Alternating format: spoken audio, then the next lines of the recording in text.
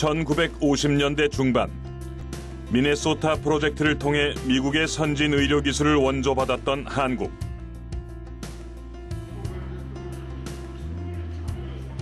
당시 초보 의료 수준에 머물렀던 한국은 반세기 만에 한국형 의료 모델을 만들어 다른 나라에 지원하는 의료 강국으로 발전했습니다.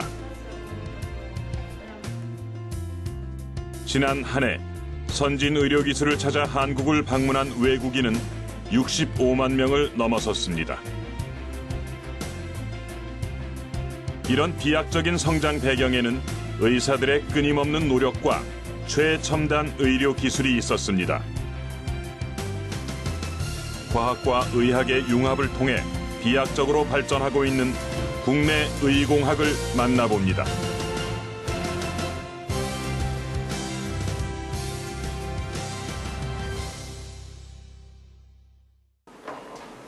저기요, 네? 도와주세요 여기. 네.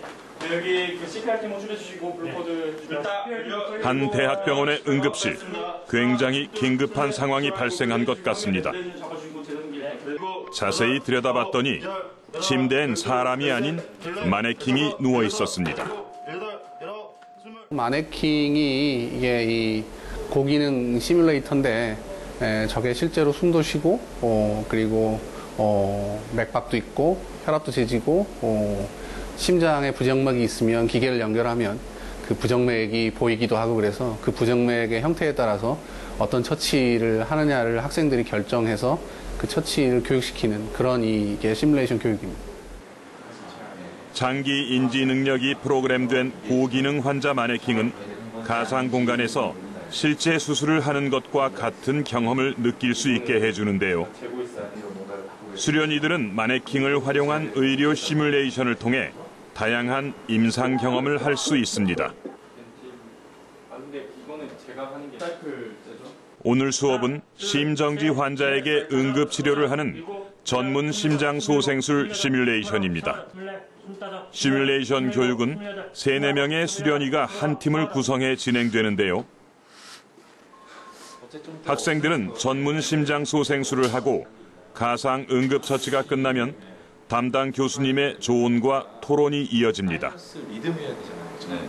사이너스 리듬인데 웨이트만 드린 걸 사이너스 브라디라고 하잖아요. 또 그 리듬을 시사할 만한 의료 시뮬레이션 교육은 현장에서의 능숙한 대응뿐만 아니라 리더십, 의사소통, 팀워크 등을 요구하기 때문에 의료 윤리 분야로까지 그 효과가 상당히 큽니다.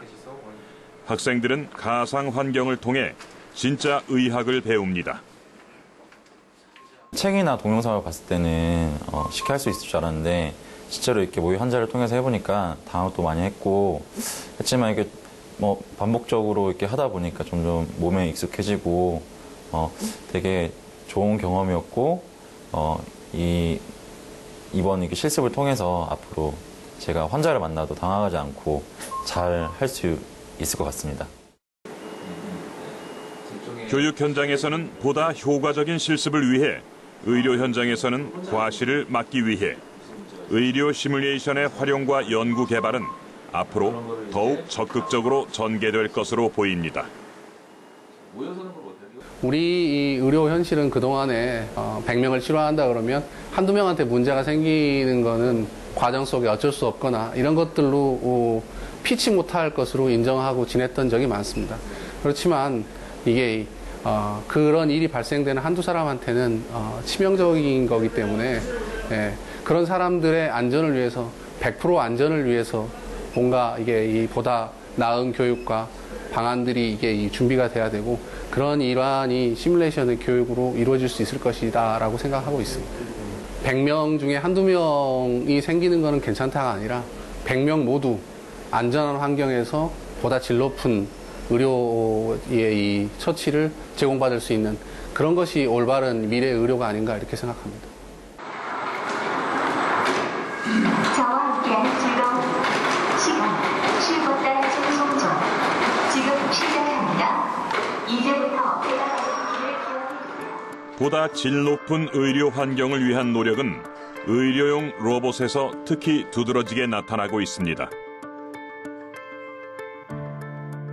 의료 현장에 혁신을 가져온 의료용 로봇의 발전은 눈부신데요. 의료용 로봇은 보조로 수술에 참여하는 수술 로봇, 재활 치료를 돕는 재활 로봇, 원격 진료나 간호를 돕는 기타 로봇 등이 있습니다. 의료용 로봇은 1997년 미국이 개발한 최초의 의료용 로봇 다빈치가 첫 수술을 이뤄내면서 눈부신 첫걸음을 내딛습니다. 복강경 수술 로봇인 다빈치의 개발로 외과 의사들의 손떨림 문제가 해결됐고 로봇 수술의 시대가 열렸습니다. 로봇 수술의 장점은 일단 일반적인 개복 수술에서 배를 열고 하는 거를 열지 않고 구멍을 뚫어서 하는 수술입니다. 그래서 1cm 정도의 구멍을 뚫고 거기에다가 렌즈를 넣어서 배속을 들여다보고 옆에다가 또 1cm 정도의 구멍을 한두 개 더 뚫어서 그 기구로 수술을 하는 거죠. 그래서 이제 이 렌즈를 이용함으로 인해서 보통의 복강경과는 달리 3차원 세계를 그대로 볼 수가 있는 거죠. 입체형으로. 그리고 이제 좀 더 렌즈가 10배 확대돼서 보이기 때문에 눈으로 보는 것보다 더 정밀하고 섬세하게 볼 수 있습니다. 그 다음에 이제 그 조그만 기구들이 우리들이 손으로 하는 것과 같은 똑같은 정도의 그 360도로 회전이 다 되기 때문에 우리가 손을 조그맣게 만들어서 넣어서 수술한다고 봅니다. 그래서 결론적으로 보면 렌즈를 이용해서 상처가 크지 않은 범위 내에서 확대된 시야에서 섬세하고 세밀하게 할 수 있다는 장점이 있죠. 다빈치의 핵심 기술은 세 가지로 요약됩니다. 첫 번째는 비전입니다. 3D Full HD 영상을 구현해 사람의 눈으로 보기 힘든 세밀하고 입체적인 영상을 보여줍니다. 두 번째는 인공 손목을 뜻하는 엔돌리스트입니다. 좌우, 위아래 손목을 자유롭게 움직이며 540도 회전이 가능하기 때문에 수술 중 동선의 범위를 최소화시켜주고 보다 섬세한 작업을 가능케 하죠. 다빈치의 핵심 기술 세 번째는 마스터 컨트롤러입니다. 의사가 잡고 움직이면 그 동작을 그대로 재현합니다. 다빈치는 이 세 가지 핵심 기술을 결집해 의사의 손이 닿기 힘든 신체 부위도 정교하게 수술할 수 있는 혁신을 이뤄냈습니다. 국내에서는 2005년 다빈치가 도입된 이후 현재 30여 곳의 병원에서 연 6천 건이 넘는 다빈치 수술이 시행되고 있습니다. 세계 의료용 로봇 시장을 거의 독점하고 있는 다빈치 개발 회사의 지난해 매출은 약 22억 달러. 엄청난 규모의 매출액은 다빈치가 전 세계에서 얼마나 활발하게 활동하고 있는지를 입증합니다.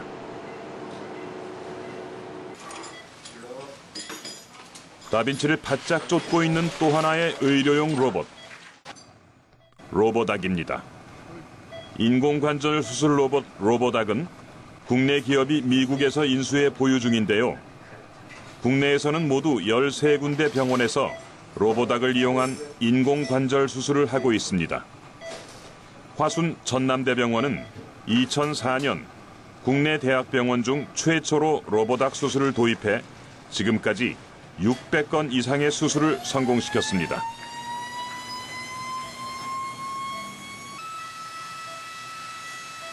그렇다면 로보닥 수술은 어떻게 이루어질까요? 먼저 인공관절 삽입을 위해 절삭해야 하는 범위와 깊이, 각도를 컴퓨터로 촬영해 계산한 다음 가상수술을 진행합니다. 이어서 계획대로 로보닥이 골절제를 합니다. 연구 조직을 맞추어 인공관절을 삽입하고 마무리하는 건 의사의 몫입니다.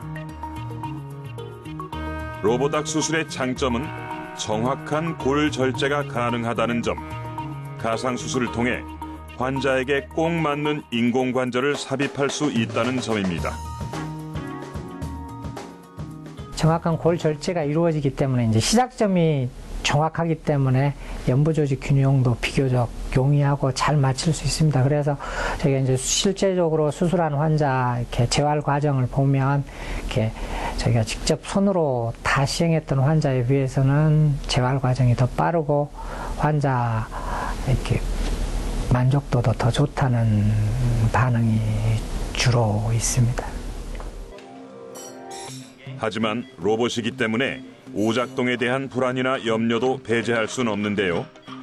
수술 전 과정을 의료진이 모니터링하고 있고 오작동에 대한 안전 시스템이 구축돼 있기 때문에 안전하다는 게 전문가들의 의견입니다. 의학계에서도 로봇을 이용한 수술이 급증하고 있습니다. 이 수술 하지만 수술 로봇의 왕성한 활용 이면엔 부작용도 있습니다. 다빈치 수술의 부작용 사례가 각 언론에서 보도되고 있는데요. 일반 수술보다 더 나은 치료를 위해 수술용 로봇을 사용하는 것인 만큼 문제점을 파악하고 개선하려는 노력들이 필요해 보입니다. 일반적인 절개 수술이나 복강경 수술에 비해서 로봇 수술이 더 위험하다, 부작용이 많다 이런 논란들이 많이 있는데요.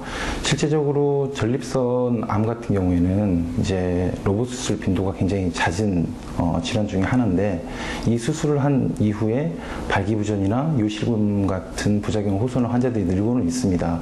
근데 아직까지 이런 부작용들이 로봇 수술에 의해서 직접적으로 발생을 했다라는 상관성을 규명한 그런 증거 자료는 없는 상황입니다. 전 세계 의학계는 기존 수술용 로봇의 단점을 보완할 새로운 로봇에 관심을 갖고 투자를 하고 있습니다. 우리 정부 역시 약 5년 전부터 의료용 로봇의 가능성을 알아보고 연구 투자를 시작했는데요. 현재 여러 대학병원 또는 산업체 기업 또는 로봇공학연구소들이 서로 합동해서 이제 국산 로봇을 개발하기 위해서 정진을 하고 있고 또 국가에서도 어떤 이런 로봇공학 또는 로봇 수술 시스템의 가치와 중요성을 잘 파악하고 최선의 지금 지원책을 하고 있는 것으로 봐서 향후에 이제 국산 의료 로봇의 개발과 이제 발전 가능성은 매우 높다고 이제 기대가 되고 있고요. 특히 이제 최근에는 이런 몸속에서 직접 돌아다니면서 어떤 질환을 진단하고 치료하는 이런 마이크로 의료 로봇까지도 국내에서 개발하고 있기 때문에 앞으로의 국산 로봇 개발과 이제 임상 적용 이건 상당히 기대가 되는 수준이라고 생각을 하고 있습니다.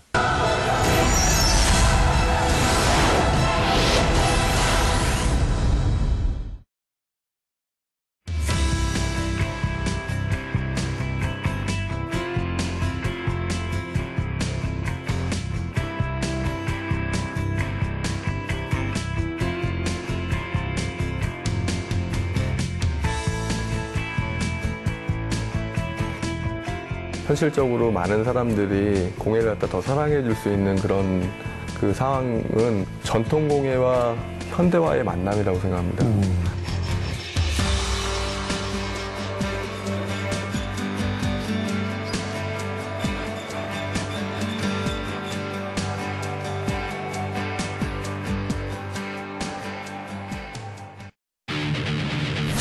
누구나 자연의 희생양이 될 수 있다. 자연의 위대함을 일깨워주는 놀라운 천재지변들. 목숨을 위협하고 치명적인 피해를 안기는 예측할 수 없는 자연재해의 위험한 현장. 실제 목격자들이 전하는 생생한 경험담과 함께 여러분을 찾아갑니다. 대자연의 분노. 많은 시청 바랍니다. 국내 연구진의 연구 개발이 활발하게 진행되고 있는 가운데 세계 최초로 혈관 치료용 마이크로 로봇 개발에 성공한 전남대 로봇 연구소를 찾았습니다. 흡사 벌레 같아 보이는 작은 물체. 이것은 다름 아닌 마이크로 로봇입니다. 이 로봇은 직경 1mm, 길이 10mm의 작은 크기로 주사기를 통해 인체의 혈관에 삽입됩니다. 의료 로봇 내지 의료기기의 가장 모든 관심사는 인체 절개를 최소화하는 것입니다.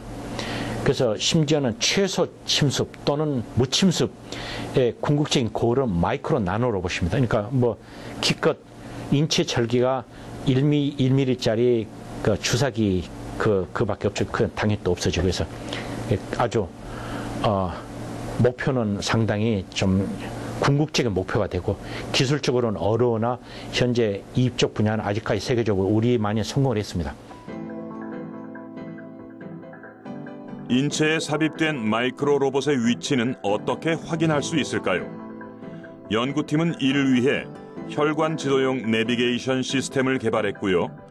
혈관 속에서도 마이크로 로봇을 자유자재로 조작할 수 있는 전자기장 구동 시스템을 제작했습니다. 이를 통해 의사가 직접 마이크로 로봇을 조종해 막힌 혈관을 뚫습니다. 혈관 치료용 마이크로 로봇 외에도 다양한 의료용 로봇이 상용화를 목표로 활발히 연구 개발 중에 있습니다. 깜빡깜빡 불을 밝히는 작은 전구. 체외 무선 조종 캡슐 내시경 로봇입니다. 지름 8mm, 길이 18mm로 100원짜리 동전보다도 작은 크기입니다. 체외 무선 조종 캡슐 내시경 로봇은 무선 조종을 통해 위와 소장, 대장을 이동하면서 병변을 찾아낼 수 있는 마이크로 로봇인데요. 알약 정도 크기의 캡슐을 삼키면 체외에서 원하는 장기의 영상을 실시간으로 촬영해 진단하고 약물을 주입할 수 있습니다.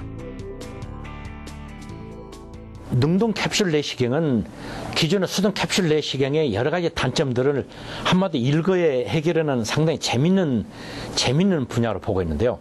예를 들어서 기존의 수동 캡슐 내시경은 소장만 대상으로 했는데 가장 큰 장점이 대상 시장이 확 커졌다는 거죠. 그래서 식도에서부터 소장, 위, 대장 다 된다는 거고.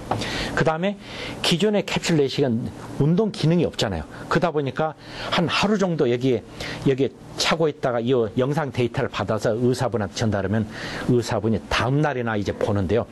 능동 캡슐 내시경은 그렇지 않습니다. 능동 캡슐 내시경은 기존의 환자가 병원에 가면은 내시경 하듯이 식도나 위 그런 데는 이렇게 마시고 먹고 그다음에 이제 대장은 이제 항문을 집어넣고 그다음에 직접 실시간으로 계속 의사가 보면서 조정을 하면은 아마 15분 내지 20분 안에 시술이 끝나버립니다. 작은 크기 때문에 장기 파손의 염려도 없는 체외 무선 조종 캡슐 내시경 로봇. 무엇보다 환자들이 더 이상 내시경으로 고통받지 않아도 된다고 하니 앞으로가 기대됩니다.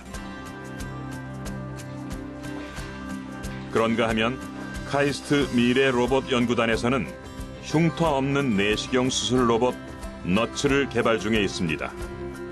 복강경 수술과 달리 식도를 통해 몸속으로 들어가기 때문에 상처가 없는 게 특징입니다.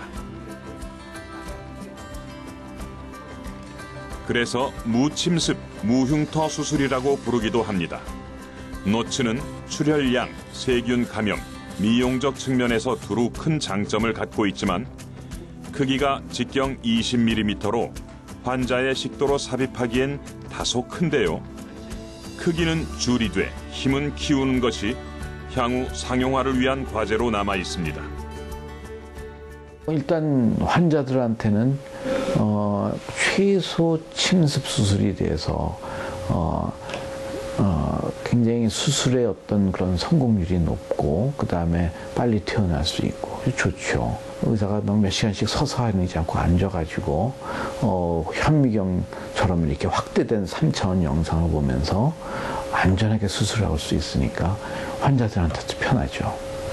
단지 문제는 로봇 값이 너무 비싸가지고 이게 의료비가 많이 드는 겁니다. 그래서 그 환자들한테는 부담인데 그래서 좀 싸고 편리한 의료 로봇이 나와서 그것이 또 의료보험에 적용이 돼가지고 누구나 다 어떤 로봇 수술의 혜택을 받는 그런 게 필요하다고 보여집니다. 수술뿐만 아니라 재활 치료에도 로봇의 활용은 눈부십니다.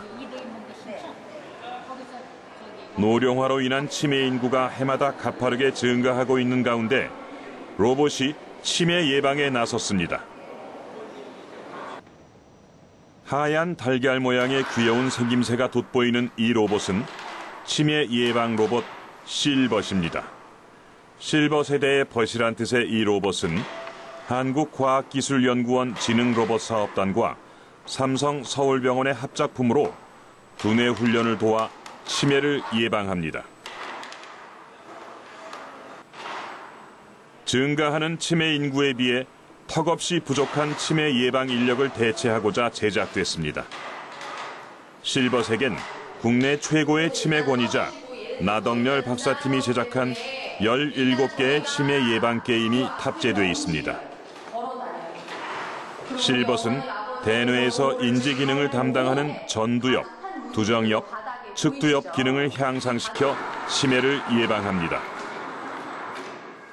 일단은 새로워서 그리고 신기해서 처음에 호기심 보이시면서 굉장히 좋아하시고요.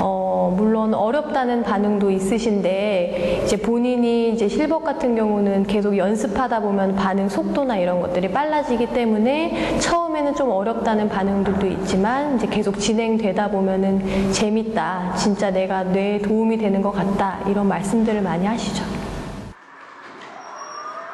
음성과 방향을 인식하고 표정까지 지을 수 있는 실벗의 치매 예방 효과는 의학적으로도 검증됐습니다. 한국과학기술연구원과 삼성 서울병원의 공동 연구 결과 3개월간 하루 1시간씩 실벗을 이용한 60대 이상 노인 24명의 대뇌 피질이 미세하게 두꺼워지는 결과를 얻었습니다. 같은 기간 실벗을 이용하지 않은 37명의 대뇌 피질은 얇아졌습니다.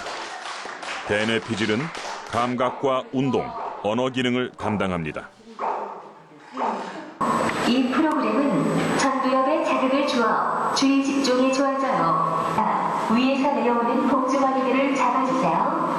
활발하게 움직여주시기만 하시면 정확히 반응 속도를 체크하고 높은 집중도를 유도하며 끊임없이 움직일 수 있는 실벗은 그 실력을 인정받아 핀란드, 덴마크 등 해외에서도 활약 중입니다. 저런 로봇이 많이 도움이 될 것 같아서 좋게 생각이 됩니다. 이걸 퍼즐이라고 그러나요? 이거 맞추기 너무 재밌는데 잘 안 되네요. 로봇이 제일 어려웠던 것 같아요. 로봇가 너무 신기해요. 근데 내가 거기 들어가서 한번 발도 좀 맞춰보고 싶었었는데 나이가 많아서 이제 조금 실수할 것 같아서 창피할까봐 안 들어갔는데 로봇가 너무너무 정말 우리나라 로봇 저렇게 잘 만드는 게 정말 모든 사람들이 그 기술이 점점 좋아지는 게 너무 감사하고 대한민국에 자랑스럽습니다. 재활 로봇은 치매 예방뿐 아니라 불의의 사고나 질병으로 팔다리가 마비된 사람을 치료하는 데도 활용되고 있습니다. 몸에 착용하면 무거운 물건을 쉽게 들어올리고 더 빨리 달릴 수 있는 영화 속에서만 보던 입는 로봇이 스크린 밖으로 나왔습니다. 한국과학기술연구원이 선보인 근력 보조 슈트입니다.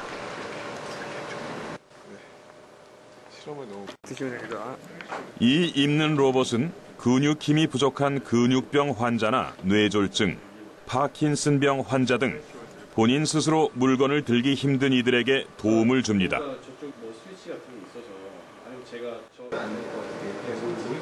로봇은 인공지능 기능이 탑재되어 있어 사람이 어떻게 움직이려 하는지 지능적으로 판단할 수 있습니다. 팔의 근력을 보조해주면서 원하는 방향으로 팔을 이동시켜줍니다. 사람이 이제 움직이려고 하면 약간의 힘이 이제 나오게 되거든요. 이 모터 앞에 있는 토크 센서라고 있습니다. 약간의 힘을 주면 여기 센서가 아주 민감하게 반응을 해서 이 사람이 움직였다라는 걸 알고, 그런 센서들이 조합을 하게 되면은 이게 이 사람이 어느 방향으로 움직인다, 손목을 움직인다, 뭐 손가락을 움직인다 하는 걸 알 수가 있는 거죠. EMG 센서라고 있거든요. 그거는 이제 근육에서 나오는 신호인데, 사람이 동작하기 전에 이제 근육을 움직여서 이제 동작을 하면 근육에서는 전기 신호가 나와요. 그래서 그 전기 신호를 가지고서 아, 이 사람이 움직이려고 하는구나 라고 할 수 있는 그 센서가 있죠. 그 안에서 이제 인공지능이 이제 탑재가 돼 있는 거죠. 어떻게 움직여야 된다. 이 모터는 어떻게 움직여야 사람이 이렇게 움직일 수 있다라는 걸 이제 계산하게 되는 겁니다. 상지 근력 보조 로봇을 착용하고 물건을 들었을 때와 착용하지 않고 물건을 들었을 때의 힘의 크기를 근전도 검사를 통해 확인해 보았습니다. 제작진은 로봇 없이 물건을 들었을 때 근육의 반응이 훨씬 큰 것을 확인할 수 있었습니다. 우리 인체는 똑같은 힘을 주더라도 팔 모양에 따라 힘의 크기와 방향이 달라집니다. 로봇이 사람의 움직임을 파악할 수 있는 것은 포텐시오미터라는 위치 센서 덕분인데요. 이 센서는 사람의 관절이 몇 도의 각도로 움직였는지를 측정해서 로봇에게 어느 방향으로 힘을 주어야 하는지를 알려줍니다. 이래서 이런 겁니다. 컵이 이렇게 있죠. 만약 컵이 이렇게 올라와 있어요. 외골격 로봇은 뭐냐면 컵을 밀면 밑에 있는 센서가 아, 이 사람이 지금 미는구나 이쪽 방향으로 알아내고 액추에이터가 그 방향으로 쫙 가주는 거예요. 그럼 사람이 힘이 들겠죠. 그 원리입니다. 이 원리를 통해 물건을 드는 것은 물론이고 글자도 쓸 수 있습니다.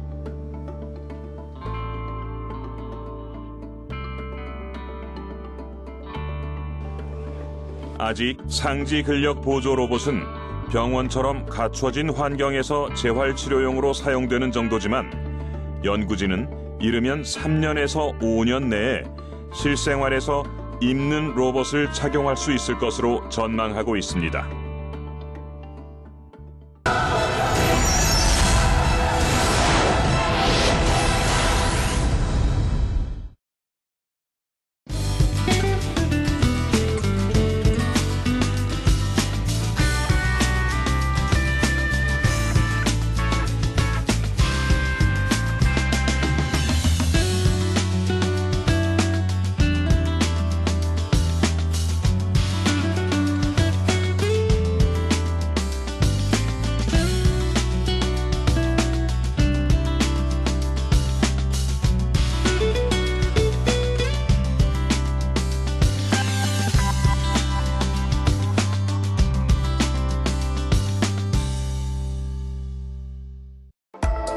인간의 호기심을 자극하는 신비한 동물들의 세상이 펼쳐진다.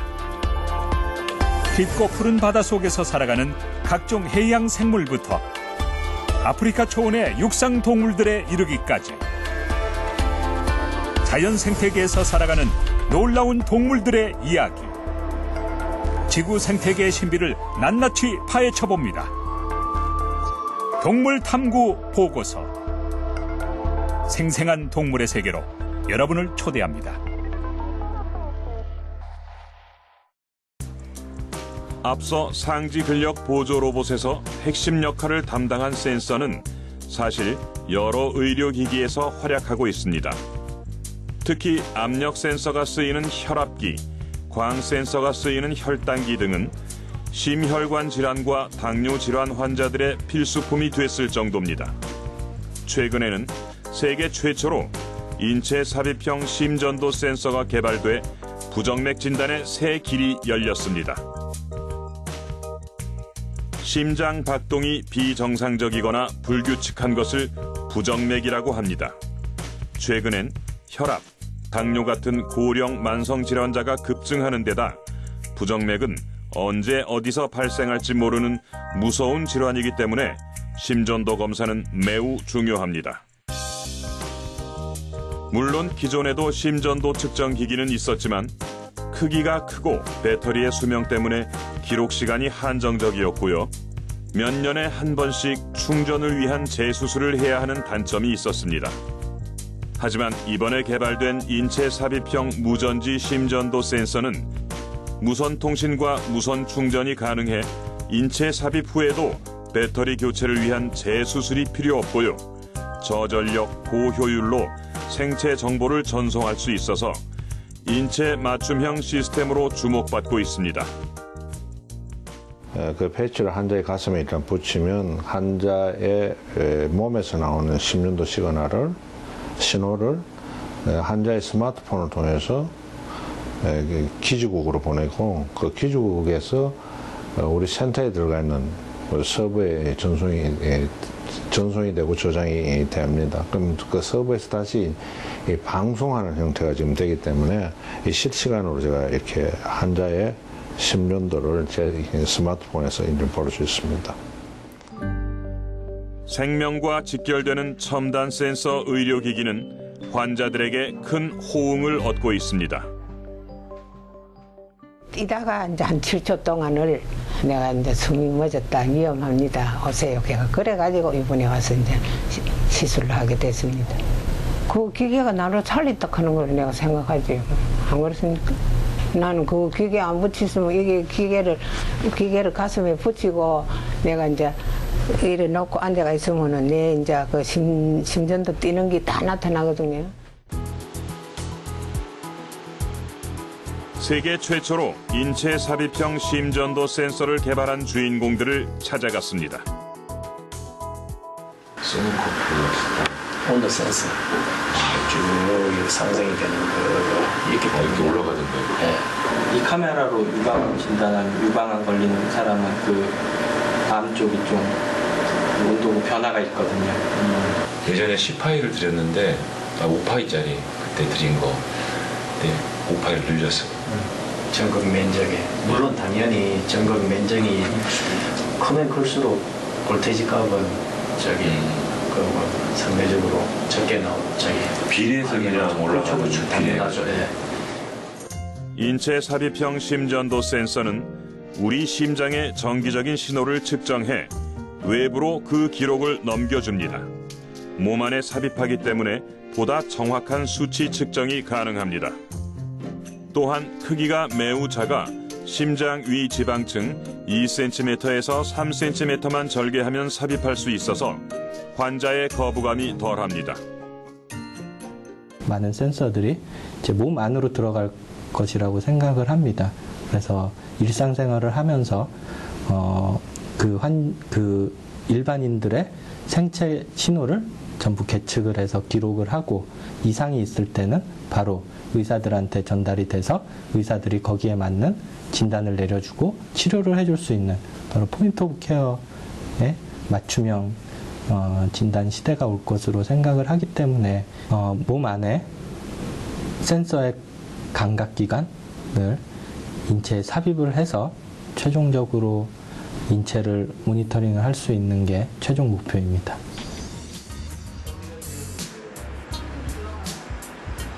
여러 분야 가운데 특히 미용의학계에서 3D 프린터를 활발하게 활용하고 있습니다. 현재 양악수술 전문의가 들고 있는 이 턱뼈 모형은 실제 환자의 턱뼈를 컴퓨터 단층 촬영으로 스캔한 뒤 3D 프린터로 출력해낸 것입니다. 이를 통해 환자는 자신의 수술 과정을 쉽게 이해할 수 있습니다. 그렇다면 3D 프린터는 어떻게 부작용 없는 양악수술을 가능하게 해주는 것일까요?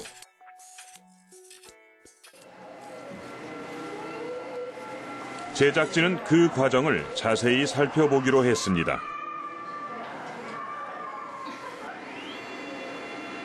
우선 환자의 턱뼈 상태를 스캔하기 위해 3D 컴퓨터로 단층 촬영을 합니다. 스캔한 자료를 바탕으로 3D 프린팅을 위한 모델링 작업에 들어갑니다. 공간에 사람의 얼굴을 입체적으로 그대로 딱 얹어놓는다고 생각해 보면은 우리 모든 얼굴이 좌표가 생기죠. 그 원점, 한 점에 딱 고정을 시켜서 사람 얼굴을 딱 놓고 나서 우리가 그것을 뺑뺑뺑뺑 돌려볼 수가 있죠. 그 다음에 그 상태에서 뼈를 움직이게 되면은 좌표값이 나옵니다. 각각의 좌표값이. 그것을 컴퓨터상에서 구현하는 거죠. 이렇게 모델링한 환자의 턱뼈 모형을 3D 프린터로 출력합니다. 이때 만들어진 모형은 환자의 실제 턱뼈와 오차 범위가 0.5mm 이내로 근사치의 정확도를 지니고 있습니다. 다음으로 컴퓨터상에서 모의 수술을 진행합니다. 모의 수술을 통해 나온 수술 후의 모습을 3D 프린터로 출력합니다. 즉, 수술 전 환자의 턱뼈와 모의 수술 후 턱뼈, 이렇게 두 개의 턱뼈 모형을 3D 프린터로 출력하고요. 의사는 두 개의 턱뼈 모형을 비교해가며 어떻게 수술을 할지 구체적인 계획을 세웁니다. 의사는 환자의 모형을 통해 절제 범위와 부위, 두께를 확인하고 수술 시 뼈의 이동 방향과 각도 등을 시뮬레이션 해볼 수 있기 때문에 정확하게 수술을 할 수 있게 됩니다.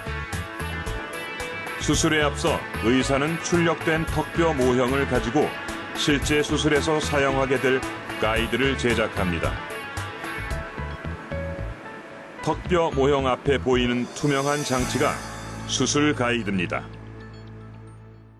수술 가이드라는 것은 실제로 수술할 때 우리가 하악골이나 상악골을 절골시켜야 되거든요. 골을 부러뜨려서 이동을 시켜야 됩니다. 그러니까 얼마만큼 이동시킬지, 그 다음에 얼마만큼의 골을 절제해낼지를 우리가 계산상으로 알고 들어가지만 우리가 그것을 실제로 뼈에다가 금을 그어서 할 수 있으면 제일 좋죠. 꼭 자를 대고 하는 거랑 똑같으니까요. 그러니까 가이드가 돼주는 거죠. 그래서 그림에 보시는 것처럼 저희들이 이렇게 요 파란데 절제할 부위만큼을 그대로 이렇게 우리가 요 금을 그어서 뼈를 자를 수 있는 이러한 형태, 이것을 수술 가이드라고 합니다. 모의 수술과 가이드 제작을 통해 충분히 사전 준비를 한 뒤 실전 수술에 들어갑니다.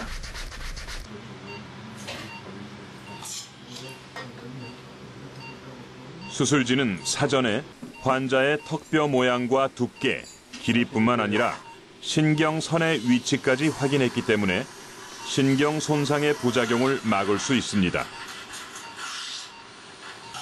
신경선 주행 경로를 파악함에 따라 환자의 신경선에 맞게 수술을 할 수 있습니다.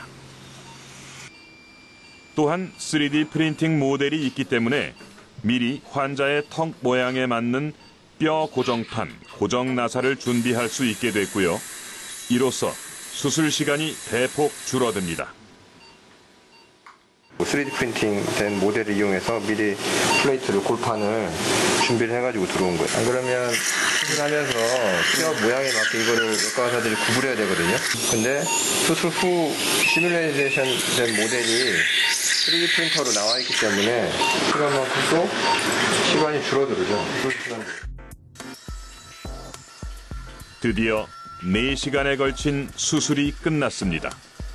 3D 프린터를 이용해 양악 수술을 진행한 결과 기존의 3D 컴퓨터로 가상 수술을 진행했을 때보다 모의 수술과 실제 수술의 결과가 더욱 일치하는 것을 확인할 수 있었습니다. 양악 수술은 기본적으로 계획 수술입니다. 우리가 수술 전에 3차원으로 XYZ 축을 어떻게 움직이겠다라는 걸 계획하고 들어가는 거거든요. 그래서 지금 이번 수술은 저희들이 RP 모델, 3D 프린터를 이용한 RP 모델을 사용해서 저희들이 계획한 대로 그대로 수술이 이루어졌다는 걸 수술 도중에도 확인할 수 있었습니다. 의학계는 3D 프린터 활용에 적극적입니다. 수술 모형뿐만 아니라 환자의 신체 일부분까지도 3D 프린터로 제작이 가능해졌으며 그 영역은 뼈나 관절을 넘어 인간 세포 복제까지 시도되고 있는 상황입니다. 요즘에는 그 3D 프린터를 생체공학하고 연결을 해서 우리가 이제 인공 장기를 만들어내는 뭐 그런 것처럼 우리가 인공 콩팥을 만든다든지 그런 것들도 지금 연구가 되고 실험실 단계에서의 어떤 현실적인 그런 성과를 거두고 있는 면도 있습니다. 따라서 이 3D 프린터의 그런 그 의료 산업에서의 역할은 지금은 이제 태동 단계이긴 하지만 앞으로 무궁무진하게 그런 발전 가능성이 있는 분야라고 생각합니다. 시뮬레이션 수술에서부터 각종 의료용 로봇, 3D 프린터까지 의공학 분야는 끊임없이 발전하고 있습니다. 의공학이라 하면 말씀드린 대로 의학과 공학이 합친 분야로요. 사극에서 보면 옛날에는 이제 진맥을 갖고 사람의 병을 진단했고요. 그러다가 이 청진기가 나오면서 의사 선생님들이 몸 안에 소리를 들음으로써 굉장히 병을 진단하는 데 도움을 받으셨고, 그러다가 이제 엑스레이가 나오는 순간 이 엑스레이가 사람 몸 안을 투시를 해주니까 상당히 진단을 하는 데 도움이 되었습니다. 이러한 추세를 고려해 볼 때 그 앞날에 대한 전망은 상당히 밝다고 볼 수가 있겠습니다. 새로운 기술 개발을 하더라도 결국에 최종적인 수혜자는 우리 일반 환자이기 때문에 철저한 전임상 시험, 그 다음에 다양하고 완벽한 그 판단과 어떤 평가를 통해서 확정된 그런 의료 기술만이 환자한테 임상 적용될 수 있도록 어떤 제도적인 그 준비 또는 제안을 가지는 것도 상당히 중요하다고 생각됩니다. 다시 말씀드리면 그 연구 개발에 있어서 가장 중요한 거는 의료윤리다, 이렇게 항상 생각하고 있습니다. 의공학은 그 어떤 기술보다 비약적으로 발전하고 있습니다. 인간의 삶에 있어서 가장 중요한 생명과 직결된 분야이기 때문일 텐데요.